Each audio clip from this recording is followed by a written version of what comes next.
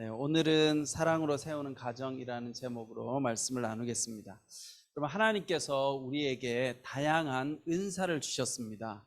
은사를 다른 말로 하면 선물, 또 다른 말로 하면 재능이라고 할 수 있습니다. 하나님께서 여러분들에게 다 선물을 주셨는데 어떤 선물을 주셨느냐?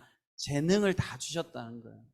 여러분들이 생각할 때 나는 재능이 많아요 하는 분도 있지만 나는 재능이 있나 할지 모르겠지만 하나님은 다 여러분들에게 재능을 주셨어요. 우리는 그 재능을 잘 개발하면 되는데 어떤 분은 자신에게 있는 재능을 잘 개발해서 나는 이런 재능이 있구나 아는 사람도 있고, 또 어떤 분들은 나에게 이런 재능이 있는지 아직 잘 모르는 분도 있지만 하나님은 재능을 다 주셨습니다. 이걸 은사라고 이야기합니다. 그런데 이 고린도 교회에 있는 많은 성도들도 은사를 받았어요. 특별히 고린도 교회 안에 은사를 받은 성도들이 참 많았습니다. 근데 하나님께서 우리에게 은사를 주신 목적이 있는데요. 그 은사는 복음을 전하기 위해서, 또 교회를 잘 섬기라고 은사를 주셨어요. 여러분들에게 재능을 주신 목적은 뭐예요? 나를 위해서가 아니라 다른 사람을 잘 섬기라고, 또 복음을 전하라고 하나님께서 우리에게 은사를 주셨습니다. 근데 하나님께서 이렇게 우리에게 은사를 주셨음에도 불구하고 고린도 교회 안에 은사를 받은 분들이 많았는데 이 교회 안에 여러 가지 어려움과 갈등이 있는 거예요. 여기서 중요한 사실은 교회 안에 은사를 받은 분들이 많아도, 재능을 가진 사람이 많아도 갈등과 어려움은 있을 수 있다. 은사가 모든 것을 해결해 주지는 않는다는 거예요. 그래서 뭐가 필요하냐면요, 어떤 은사를 사모해야 되느냐. 우리는 각자 이 땅에 태어날 때 하나님이 주신 은사는 다 정해져 있어요. 이건 내가 원한다고 해서 되는 게 아니라 정해져 있는데 우리가 사모할 필요가 있는 은사가 있는데 그것이 뭐냐? 사랑이라는 거예요. 사랑의 은사를 더하여 받지 않으면 우리가 가지고 있는 재능들이 잘 쓰일 수도 있지만 때로는 그 재능을 가진 사람들이 모였을 때 서로 갈등하고 어려움이 생길 수도 있는 거예요.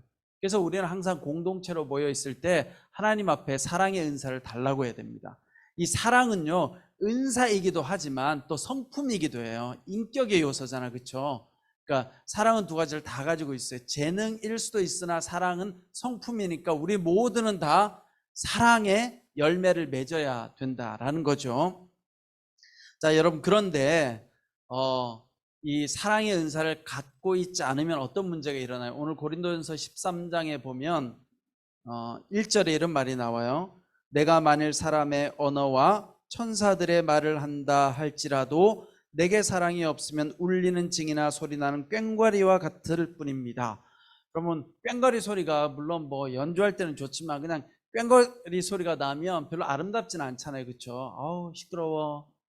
징소리 나도 어우 시끄러워, 그거잖아요. 그러니까 뭐냐면 아무리 우리가 천사처럼 이야기를 해도, 천사를 본 적이 없으니까 천사처럼 이야기하는 거 알 수는 없지만 아무튼 우리의 상상 속에 천사처럼 한다는 건 뭐예요? 너무 이렇게 멋지고 아름답고 품이 있는 말을 해도 그 내면에 사랑이 없으면 그냥 꽹과리 나는 소리하고 다를 바 없다는 거예요. 천사 같은 소리를 백날 해도 아무런 효과가 없는 거죠. 여러분, 어떤 사람이 여러분들에게 와서 멋있는 말을 하는데 몇 번 그 사람을 만나보니까 그 멋진 말을 하는 사람이 나를 향해서 나를 정말 사랑하거나 존중하는 마음이 없어요. 그러면 어떻게 돼요? 그 사람이 멋있는 이야기를 해도 내가 다음에는 저 사람하고 대화하지 않으리라, 이런 생각을 하잖아요. 자, 그런 점에서 중요한 것이 사랑이라는 거예요. 사랑. 그래서 오늘 우리가 아름다운 가정을 세우기 위해서 필요한 것이 무엇인가? 사랑. 너무나 잘 아는 내용이죠. 고린도전서 13장은 사랑장이라고 하는 별명을 가지고 있어요. 여러분 다 아시죠? 기억하세요. 고린도전서 13장은 무슨 장? 사랑장. 왜냐? 사랑에 대해서 소개해 놓은 내용이 있으니까 사랑장이라고 불러요. 자, 우리가 잘 아는 것 같은데 가정을 정말 아름다운 가정으로 만들려고 하면 여러분들이 다 어떻게 해요? 가정 안에서 서로 사랑해야 되는데, 그럼 사랑이 뭐냐? 우리가 잘 알고 있는 것 같아요. 여러분, 사랑 얼마나 많이 들어요. 노랫말에 다 주제가 뭐예요? 사랑이에요, 사랑. 그렇죠? 유행가 가사에 다 주제는 사랑이고, 하여튼 기억에 남는 거는 사랑은 눈물의 씨앗밖에 없는데 아무튼 사랑이에요. 사랑. 이렇게 우리는 사랑을 노래하고 사랑에 대해서 아는 것 같은데 그래도 잘 몰라요. 그래서 다시 한번 오늘 말씀을, 저도 마찬가지지만 고린도전서 13장에 나오는 이 사랑이 무엇인지를 다시 한번 우리가 살펴보면서, 아, 이렇게 하는 것이 사랑이구나. 우리 다 알죠. 사랑하세요. 알아요. 또 어떻게 하는 것이 사랑인지 오늘 말씀을 통해서 한번 살펴보려고 합니다. 여러분, 우리가 보통 사랑 그러면 어떤 사랑을 많이 떠올리느냐? 여러분들 어떤 사랑을 많이 떠올려요? 낭만적인 사랑을 많이 떠올리죠. 에로스적인 사랑. 이거 뭐예요? 남녀 간의 사랑이에요. 이렇게 두근두근하고. 그렇죠? 여러분 안 그러세요? 두근두근하는 마음이 없으면 참 안타까운 건데, 나이가 먹어도 두근두근 해야 돼요. 아름다운 여인을 보고, 멋있는 남성을 보고 가슴이 한번 싹 설레요. 그러면 정상인 거예요, 여러분. 네? 여러분 건강한 거고요. 아름다운 사람을 봤는데도 아무 느낌이 없어. 그러면 이제 우리가 열심히 또 치료해야죠. 이렇게 내 감정이 지금 둔감해져 있으니까. 아무튼 그런데 이제 성경은 이런 사랑뿐만 아니라 성경이 말하는 여러분과 저에게 이런 사랑을 하십시오 하는 사랑은 뭐냐면 아가페적인 사랑이에요. 헬라어로 아가페. 그러니까 우리나라 말에는 사랑 그러면 딱 한 단어밖에 없는데 헬라어에는 여러 가지 사랑의 단어들이 많은데 그 중에 아가페 많이 들어보셨잖아요. 그렇죠? 아가페적인 사랑은 하나님이 인간을 사랑하는 마음. 근데 아가페적인 사랑을 우리가 가장 잘 이해하고 깨달을 수 있는 게 뭐냐면 부모님의 사랑이에요. 부모님. 여러분들 다 부모님의 사랑 받아보셨잖아요. 이 자리에도 우리 자녀들을 위해서 부모님들이 우리 자녀들과 함께 예배드리러 와요. 왜요? 자녀들을 사랑하니까 우리 자녀들을 더 건강하게 하려고. 이게 뭐예요? 사실은 거의 하나님의 사랑에 가까운 거예요. 아가페적인 사랑. 그런데 이 아가페적인 사랑, 하나님의 사랑의 특징이 오늘 고린도전서 13장 4절로부터 7절, 오늘 우리가 읽은 말씀 4절로부터 7절까지의 사랑의 본질이 나와져 있어요. 근데 이 사랑의 특성이 나와 있는데 4절에서 7절 말씀에는 사랑의 특징이 15가지가 기록되어져 있어요. 이따가 순모임 나눔할 때 이 질문이 나갈 거예요. 그러니까 여러분 4절에서 7절 말씀을 잘 읽으셔야 돼요. 여기 15가지 사랑이 뭔지를 설명하고 있는데 제가 다시 한번 읽어드릴게요.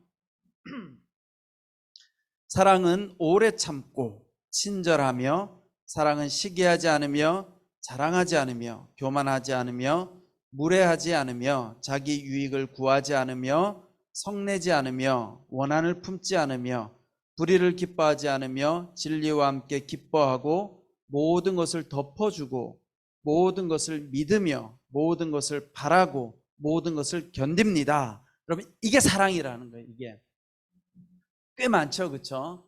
우리 맨날 이 말씀을 읽어서 알지만 이게 바로 아가페적인 사랑의 내용입니다. 그런데 이 15가지를 제가 오늘 설교하면 우린 집에 못 가요. 그래서 제가 몇 가지 내용만 뽑아가지고 요거는 좀 중요하니까 우리가 요거는 한번 해봅시다.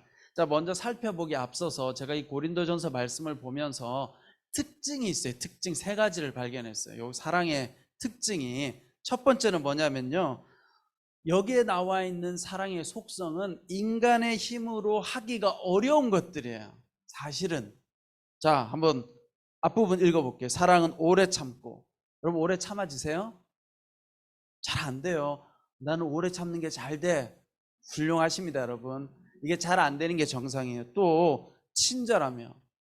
요건 좀 노력하면 될 것 같긴 한데 이것도 사실은 쉽지가 않아요. 시기하지 않으며. 이거 여러분 잘 되세요? 나보다 잘난 사람 보면 시기 질투심 생기잖아요. 네. 자랑하지 않으며, 우린 자랑하는 거 얼마나 좋아하는지 몰라요. 그러니까 이런 것들이 다 읽어보면 인간의 속성으로는 행하기 어려운 것들이에요. 사실은 이게 다 하나님의 성품에 관련된 거예요. 여러분 여기 나와 있는 게 다 하나님께서 우리에게 하시는 거예요. 그럼 하나님께서 우리를 향하여 오래 참으셨잖아요. 그렇죠? 그래서 우리가 어떻게 해야 되느냐, 이 사랑을 하기 위해서는 하나님 앞에 기도해야 돼요. 하나님, 나의 성품으로는 이런 것들을 하기가 어려우니 하나님께서 나에게 이런 사랑의 속성을 주십시오. 자, 두 번째 사랑의 속성은 타자를 향한 거예요. 자, 사랑의 특징은 뭐냐? 나를 향한 게 아니에요. 다른 사람을 향한 거. 네, 사랑이 나를 막 돌보고 나를 위해서 맛있는 걸 먹고 나만을 위해서 살아가는 거, 그게 사랑이 아니다라는 거죠. 성경에 보면 다 누구한테 하는 거예요? 다른 사람한테 하는 거.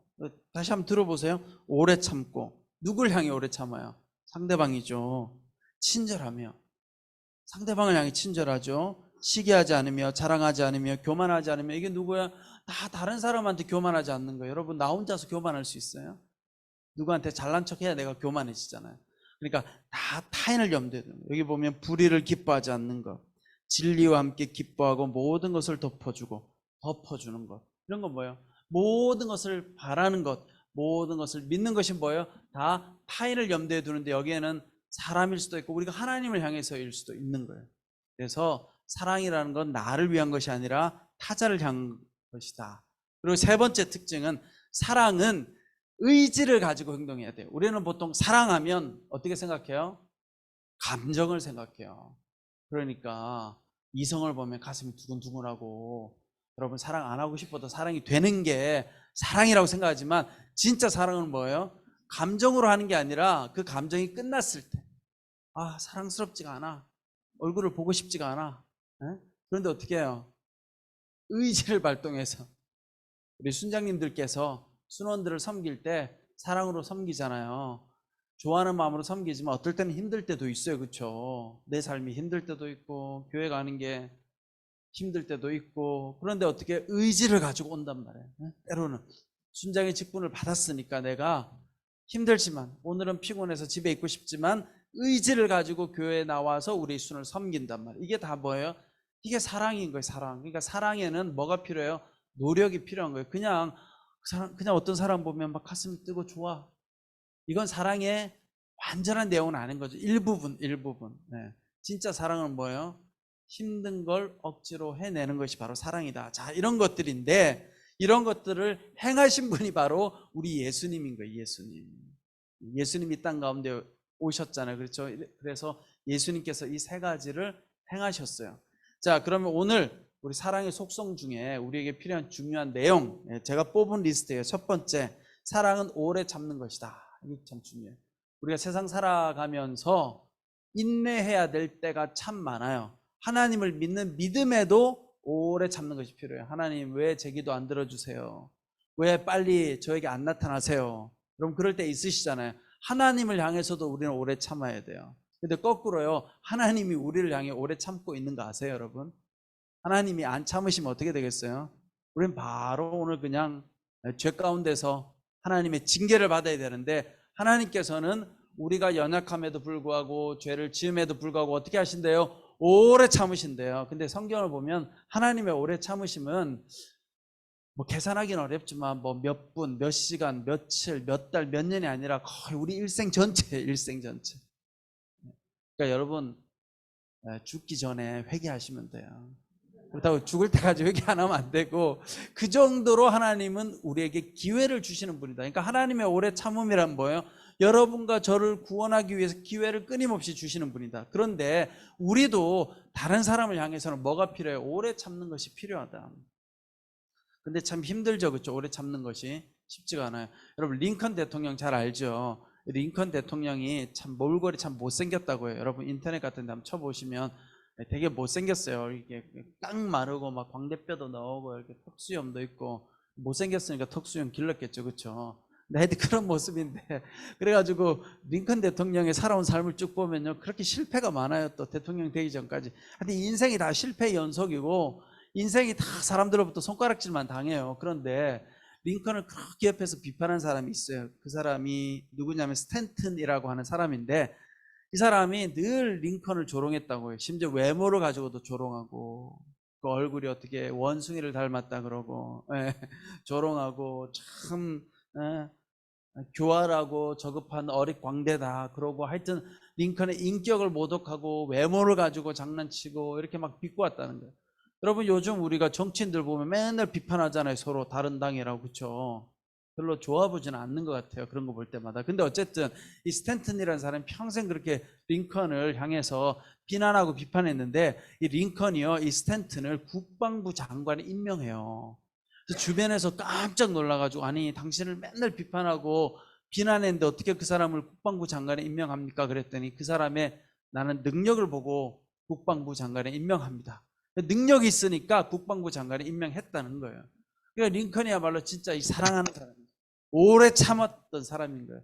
그래서 정말로 이 링컨의 이 마음을 나중에 링컨이 총에 맞아 죽잖아요.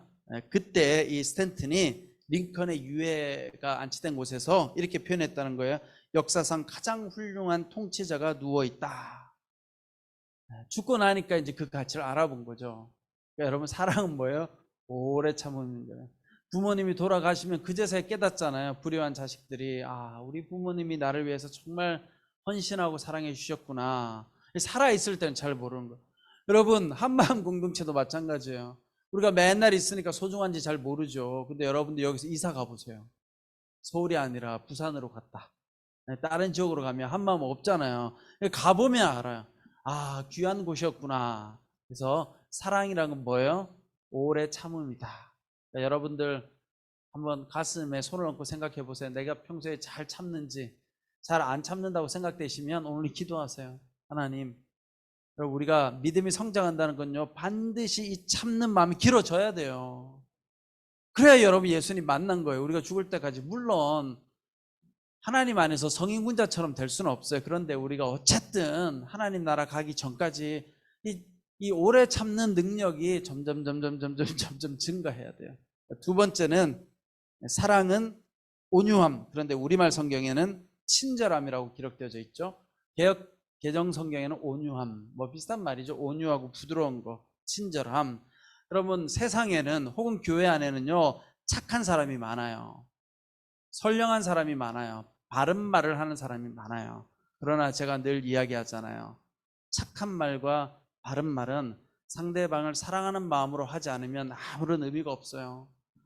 맞는 말 하는 사람 너무 많아요. 교회 안에요, 의인들이 너무 많아요. 착하게 사는 사람, 말씀대로 사는 사람. 그런데 그 착함과 발음을 가지고 어떻게 다른 사람을 지적해요. 그러면 뭐가 돼요? 바리새인이 되는 거예요, 여러분. 그러니까 우리는 착한 사람이 되려고 하는 것이 아니라 어떤 사람이 되어야 돼요? 친절한 사람, 온유한 사람. 나의 그 상대방을 보는, 내가 열심히 이 세상에서 살아낸 걸 가지고 다른 사람을 비교하는 것이 아니라 여러분들이 온유함과 친절함으로 상대방을 대하지 않으면 그것은 사람의 마음을 변화시킬 수 없다는 거예요. 여러분, 유대 사람들이 가늠한 여인을 데리고 오잖아요. 이제 죽이려고. 그리고 예수님을 시험하려고 왔단 말이에요. 그런데 그때 예수님께서 어떻게 하세요? 그 여인을 보고 막 흥분해서 내가 그렇게 가르쳤더냐? 너는 어떻게 그럴 수 있니? 이렇게 안 하셨잖아요. 온유한 마음으로 그 여인에게. 그리고 주변 사람들한테 이야기하잖아요. 너희들 중에 죄 없는 자가 돌로 치라. 네. 그랬더니 사람들이 다 떠나가고 그 여인에게도 그러잖아요. 다시는 가서 죄를 짓지 말라. 온유한 마음으로. 만약 예수님 이 여인에게 화를 냈더라면 이 여인이 다시는 아마 예수님을 보지도 않았을 거고 믿음대로 살지 않았겠죠. 그렇죠? 오늘 우리가 교회 다니면서 중요한 원리예요, 이게. 오늘 많은 그리스도인들이 자꾸 옳고 그름에만 연연해요. 착하게 되는 것, 바른 말 하는 것. 여러분, 착한 걸로 구원받는 게 아니라 우리는 전적으로 하나님의 은혜로 구원받잖아요. 여러분과 제가 착해져서 구원받는 게 결코 아니잖아요. 하나님께서 우리에게 은혜로 우리를 구원해 주셨잖아요. 그래서 온유한 사람이 되는 것이 바로 사랑이라는 거예요. 여러분, 사랑이 이거예요. 아, 막 잘해주고 그 사람 보면 가슴 둥둥둥 뛰고, 그게 사랑이 아니라 오래 참아주는 것. 그 다음에 친절하고 부드럽게 대해주는 것. 그 다음에 세 번째는 사랑은 시기하지 않는 것이라고 얘기해요. 시기가 뭐예요? 질투하고, 그렇죠? 부러워하는 거잖아요. 다른 사람이 많은 걸 소유하고 있으면 우리는 다 부러워해요. 이건 정상적인 거예요, 여러분. 어떤 사람이 재산이 많아요. 좋은 집에 살아요. 부러워. 네. 그거는 모든 인간이 가질 수 있는 마음이에요. 그런데 나쁜 마음은 뭐냐? 내가 가지고 있지 않은 걸 상대방이 가지고 있는데 부러워하는 것이 아니라 미워하면 그게 시기인 거예요. 시기. 이건 악이라는 거예요. 하나님 보실 때. 저 사람이 내가 가지고 있지 않은 걸 가지고 있으면 여러분 어떻게 해야 돼요? 축복해줘야죠. 축하해주고, 당신 참 훌륭합니다. 참 멋집니다. 이렇게 해야 되는데 마음속으로 미워하는 거예요. 제가 나보다 노래를 잘 부르네. 저 사람이 나보다 더 예뻐. 질투 많이 하시죠, 여러분? 나보다 예쁘고 잘생기고 키도 크고. 또 키 이야기를 하면 제가 참 인생을 살아오면서, 그러나 제가 하나님이 저한테 준 은혜가 하나 있어요. 키 큰 사람을 별로 시기 질투하지 않았어요. 시기 질투 안 하지 않았어요. 저는 그냥 저의 삶에 만족했어요. 물론 아쉽기는 해요. 내가 키가 좀 더 컸더라면. 그런 마음이 늘 가지고 있었지만, 그렇다고 키 큰 사람을 보고 막 밉거나 그러진 않았어요. 근데 여러분 마음속에 내가 없는 걸 누군가 갖고 있는데 그 사람을 보면 자꾸 화가 나고 밉다, 그러면 하나님 앞에 기도해야 돼요. 시기하는 건 사랑이 아닌 거예요. 시기하지 않는 것, 그 사람을 칭찬해주고 격려해주는 것, 그것이 바로 사랑이라는 거예요. 자, 네 번째는 사랑은 성내지 않는 것. 자, 이게 참 중요해요. 여러분, 분노한다는 것은 내가 패배하는 거예요. 여러분, 인생 살면서 여러분 뭐 경기에서 지는 게 패배하는 것이 아니라 분노하고 화내는 게 지는 거예요. 인생에서 사람과 사람 관계에서요, 화를 먼저 내면 그냥 지는 거예요. 그거는. 그런데 이걸 너무 많은 사람들이 몰라요. 화를 또 누구한테 내요? 나보다 약하다고 생각하는 사람한테 화를 많이 내죠. 특별히 집에서 누구한테 화를 많이 내요? 어머니한테 화를 많이 내잖아요, 여러분. 어머니 아버지한테 화 안 내시나? 무서우니까. 그러니까 어머니한테는 화내잖아요. 막 만만하잖아, 막 하고 화내잖아요. 그러니까 이게 잘못된 거, 여러분. 성낼 수는 있어요. 물론 성을 안 내는 게 좋은데, 성내지 않는 게 사랑이라고 했어요, 여러분. 성내지 않는 것이 좋은데, 그래도 성낼 수밖에 없어요. 우리는 인간이니까. 근데 문제는 성은 내되 분노는 표출하지 말아야 된다는 거예요, 여러분. 이해되세요? 화를 낼 수는 있어요. 근데 화를 내되 어떻게 해요? 온유하게 화를 내보세요. 어렵죠?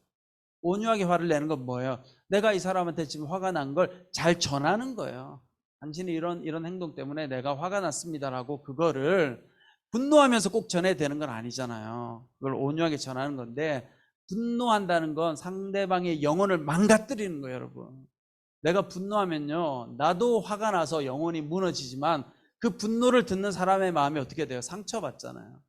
근데 우리가요, 누구한테 많이 하느냐? 나보다 약한 사람한테, 회사에서는 나보다 밑에 사람한테. 분노하지 마세요, 여러분. 분노 중독 사회라 그러잖아요, 요즘. 분노 공화국. 진짜 대한민국 사람들 조금만 하면 뚜껑 열리려고 하잖아요, 그렇죠? 여러분, 근데 분노는요, 습관이에요, 습관. 화 잘 내는 분들 보면 습관적으로 해요. 그 습관화되어 있는 거예요. 나도 모르게 그냥 딱 뚜껑 열리면 버럭 하는 게. 근데 누구한테 하느냐? 만만하다고 생각하는 사람. 저도 이렇게 분노를 당해보면요, 화가 나요. 왜 화가 난 줄 아세요? 그 사람이 화를 내서가 아니라, 저 사람이 나를 만만하게 생각하는구나, 나를 함부로 생각하는구나. 그래서 여러분, 분노하는 것은 하나님의 뜻이 아니다. 화낼 수 있는데, 화는 누구에게 내야 되느냐? 사단을 향해서, 불의함을 향해서. 사람에게 화를 내는 것이 아니에요, 여러분. 사람에게 화를 내는 것이 아니라 그 사람이 한 나쁜 행동에 대해서 우리는 화낼 수 있어야 돼요. 저 사람이 강도짓을 했구나 하고, 강도짓을 하면 안 된다고 화를 내야지, 그 사람을 향해서 공격하면 안 돼요. 자, 그 다음에 다섯 번째, 마지막으로 사랑은 모든 것을, 두 가지 붙여서 할게요. 믿으며 바라는 것이다. 7절에 보니까 모든 것을 믿으며, 모든 것을 바라고, 모든 것을 견딥니다. 자, 여기서 믿고 바라는 거. 여러분, 믿어주면요, 믿어주는 대로 행동해요. 근데 우리는 보통 어떻게 믿으려고 하느냐 하면요, 저 사람이 나한테 믿을 만한 행동을 하나하나를 관찰하고 있어요. 그래서 믿을 만한 행동을 하면 내가 믿어줄게. 보통 우리가 이렇게 하죠, 그렇죠? 근데 물론 뭐 세상에서 사업할 때는 그게 필요해요. 왜냐면 이 사람 정말 믿을 만한 사람하고 일을 해야 내가 사기를 안 당하니까. 그러나 우리가 믿음의 공동체에서, 가족 안에서는 어떻게 해야 되느냐면요, 비록 여러분들의 가정 안에서 남편이, 아내가, 혹은 자녀가, 특별히 우리 부모님들이 자녀들을 보면 어떻게 해요? 그 자녀들이 이제 거짓말 할 때도 있고, 거짓말 할 때도 있잖아요. 이렇게 초등학생 때는 이제 엄마한테 거짓말도 하고 이렇게 하잖아요.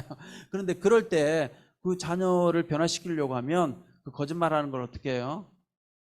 화를 내고 분노하면 애가 안 바뀌죠. 왜 거짓말 하겠어요? 무서우니까. 그럼 평소에 나를 돌아봐야 돼요.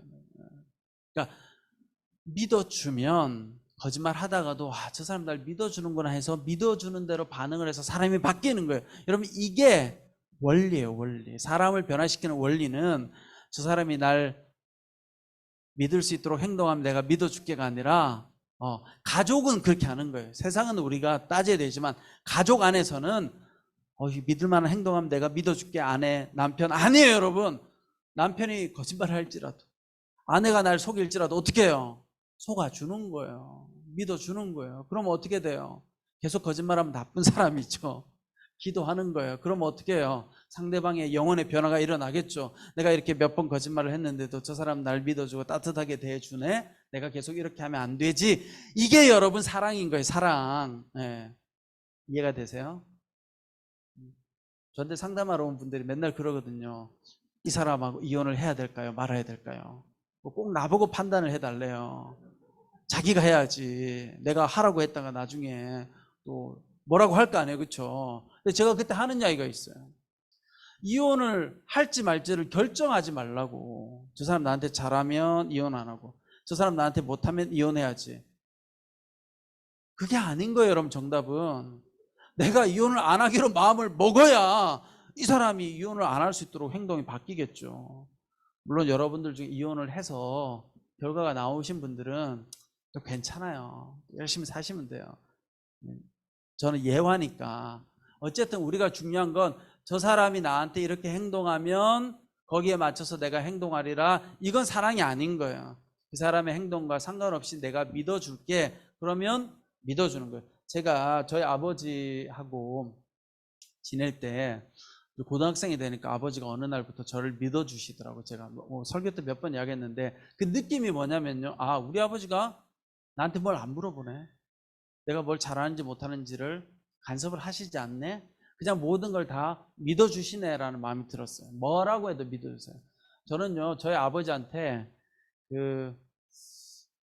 이제 이런 관계가 여러분 잘 있으실지 모르겠지만, 저는 보통의 자녀들은 부모님한테 용돈을 많이 받아가려고 하죠. 또 부모님 어떻게 하면 필요한 만큼만 줄까 이렇게 하잖아요. 그러나 저희 아버지는 많이 주시려고 했어요. 항상. 저는 작게 받으려고 했어요. 왜냐하면 내가 필요할 때 달라고 하면 항상 주시니까. 근데 또 우리 아버지는 항상 어떻게 생각하냐면 이 아들이 과하게 나한테 달라고 안 한다 이렇게 생각하는 거예요. 그러니까 많이 주려고 하는 거예요. 아버지는 필요한 만큼 계속. 여러분, 이게 신뢰관계. 이게 뭐냐면 서로 그냥 믿어주는 거예요. 믿어주니까 그런 관계가 되는 거죠. 하나님과 관계도 마찬가지고 인간과의 관계도 마찬가지입니다. 마지막으로 바라는 거예요. 여러분, 이건 뭐냐면요, 모든 것을 바라고 이렇게 돼 있잖아요. 모든 것을 바라는 거. 모든 것을 바라는 것은 희망을 부여하는 거예요. 희망을. 우리가 모든 것을 바라야 되죠.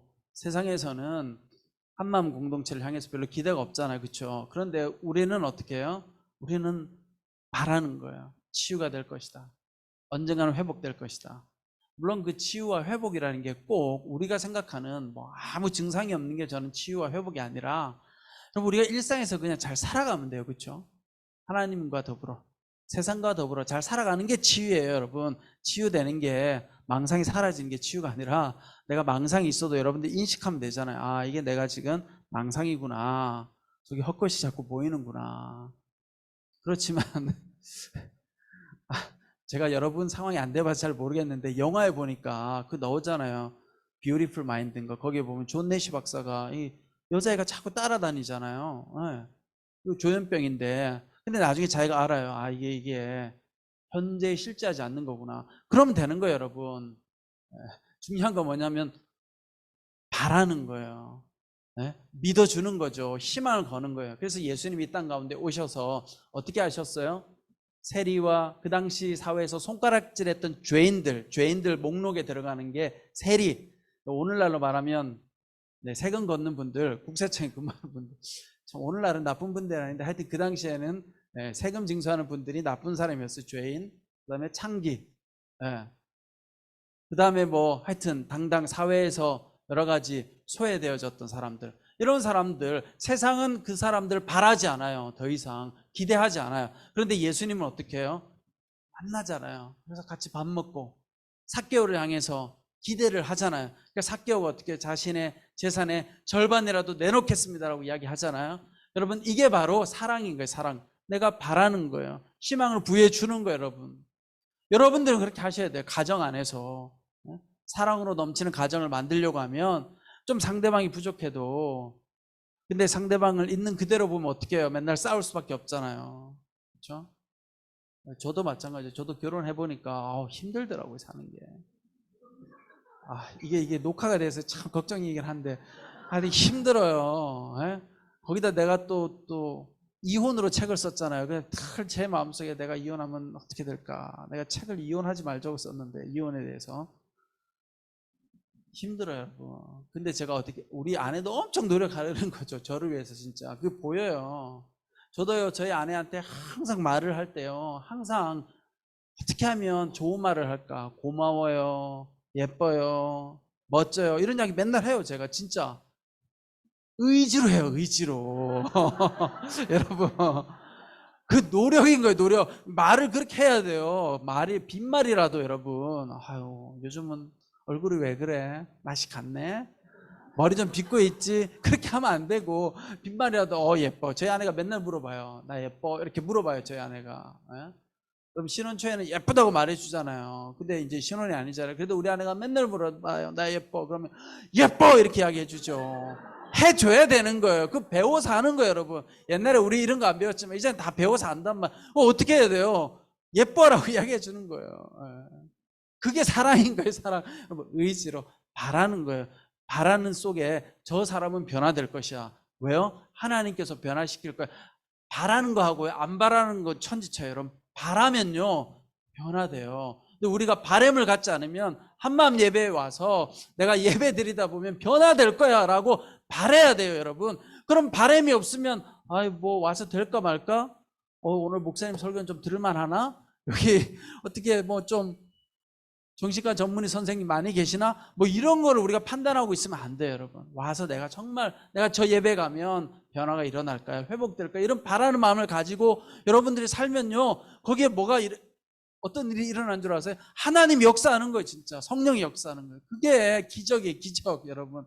딴 게 기적이에요, 성령님께서. 그래서 여러분들이 이제 5월달이 끝나가잖아요. 사랑의 달에. 여러분들이 정말 오늘 나와 있는 이 4절에서 7절 말씀, 이게 정말 보화와 같은 말씀. 여러분, 이게 사랑이에요. 이걸 한번 해보세요. 이렇게 하면요, 변화가 일어나고 여러분들이 사랑받아요, 여러분. 이게 원래 이게 세상에서 축복받는 원리예요. 그냥 기도한다고 어느 날 돈벼락이 쏟아지고 갑자기 병이 고쳐지는 게 아니라 이 사랑의 원리를 여러분들이 행하다 보면 여기에 어떤 일이 일어나요? 역사가 나타나요. 여러분 모두가 사랑으로 세우는 가정이 되시기를 축원합니다. 기도하겠습니다.